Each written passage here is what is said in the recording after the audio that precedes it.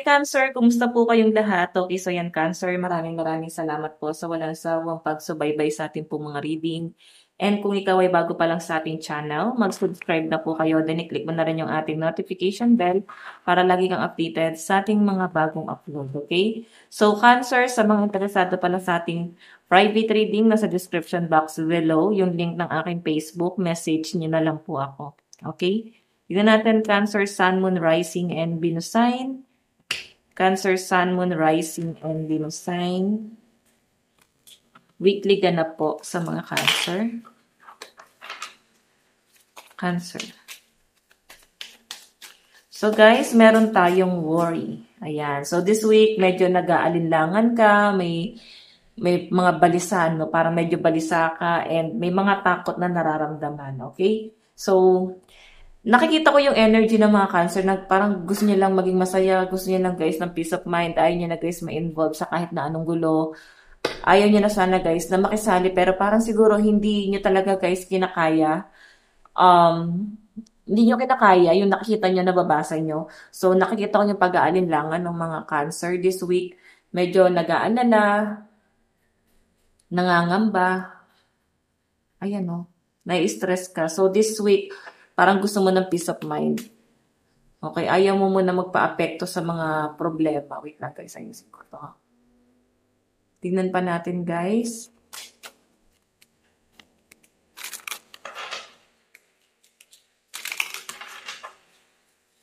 Cancer, Sun, Moon, Rising, and Venus sign.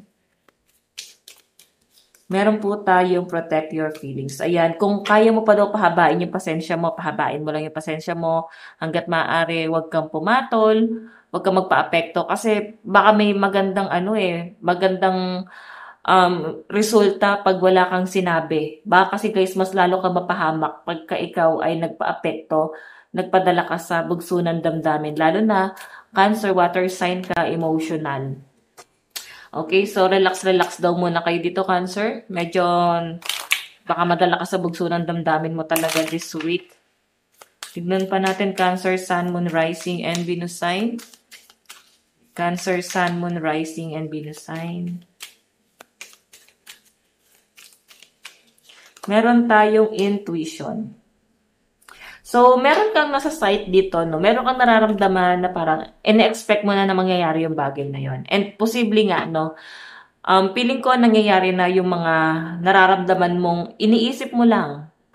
Okay? Na parang yun nga, iniisip mo lang, tapos parang nagkakatotoo na siya. So, yung mga duda mo guys, parang totoo na yan. Kaya siguro guys, may mga worry ka dito, kinakabahan ka, ang bilis ng kabog ng dibdib mo. Kung sa love life naman to Cancer, ayan, may mga pagdududa ka na dun sa person mo. And parang, alam mo, parang nagkakatotoo yung duda mo. Okay, yun yung nakikita ko sa mga Cancer po dito. Tignan pa natin, Cancer, Sun, Moon, Rising, and Venus sign. Cancer, Sun, Moon, Rising, and Venus sign. Meron po tayong love. So, pagdating to sa love life mo, meron kayong hindi pagkakaintindihan ng person mo.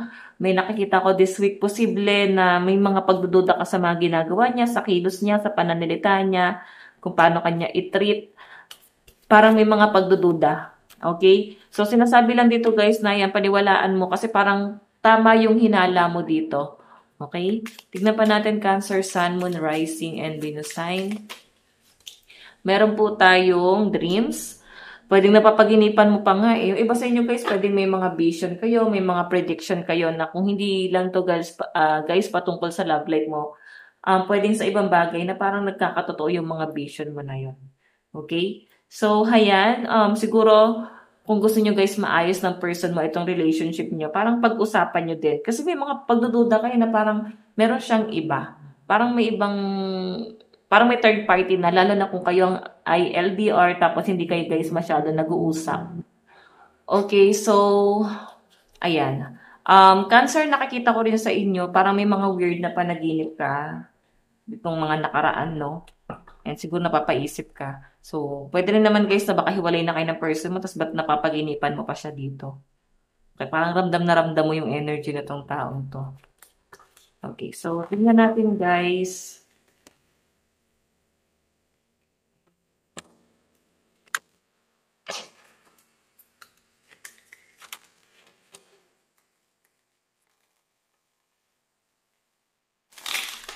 Cancer, Sun, Moon, Rising, and Venus sign.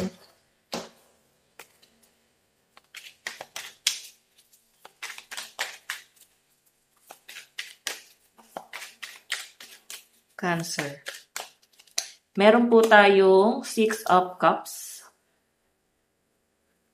So guys, ang pinapakita sa akin dito, parang mas inuuna mo yung kapakanan ng ibang tao. Pero kung sa relasyon nyo to ng person mo, parang inuna mo lahat ng inuna mo yung kapakanan ng person mo, inuna mo yung kapakanan ng pamilya niya. So lahat binigay mo para lang guys matuwa siya. Okay, lahat inalay mo, hindi lang sa person mo kundi sa pamilya niya. Pwede nga masyado mo na pinagdamutan yung para sa iyo or pinagdamot mo na yung para sa pamilya mo kasi mas inisip mo yung kapakanan nitong mga tao to.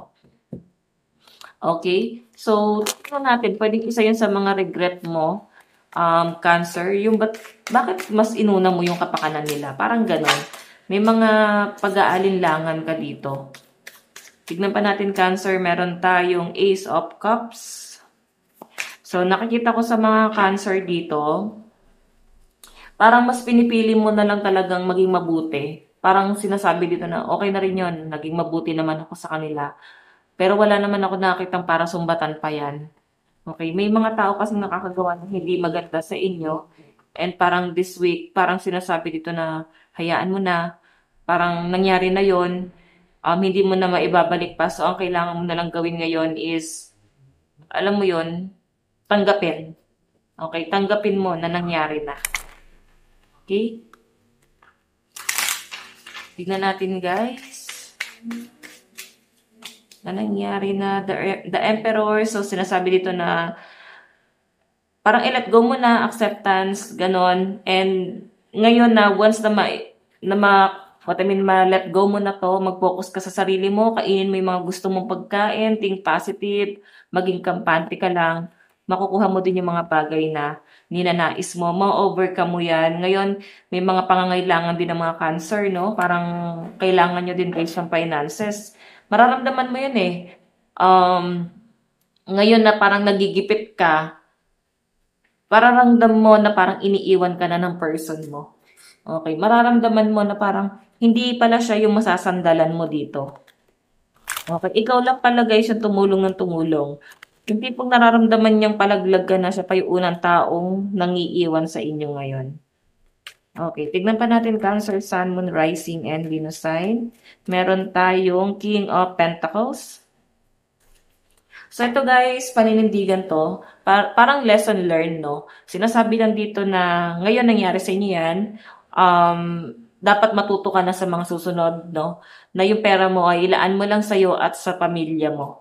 Ngayon, kung mayroong mga person na darating sa inyo, magbigay pero wag yung sagad-sagad na halos wala ka nang itira sa sarili mo dahil sobrang mahal mo yung taong yon. Isipin mo na lang guys, kailangan give and take kayo. Kasi pag in-spoiled mo yung person mo ng gano'n, na parang ikaw yung na nagbigay, isipin mo na lang, baka hindi ka talaga niya mahal. Kasi mas nagbibigay ka pa kasi nagbibigay sa'yo. Dapat lagi lang kayo nasa balance.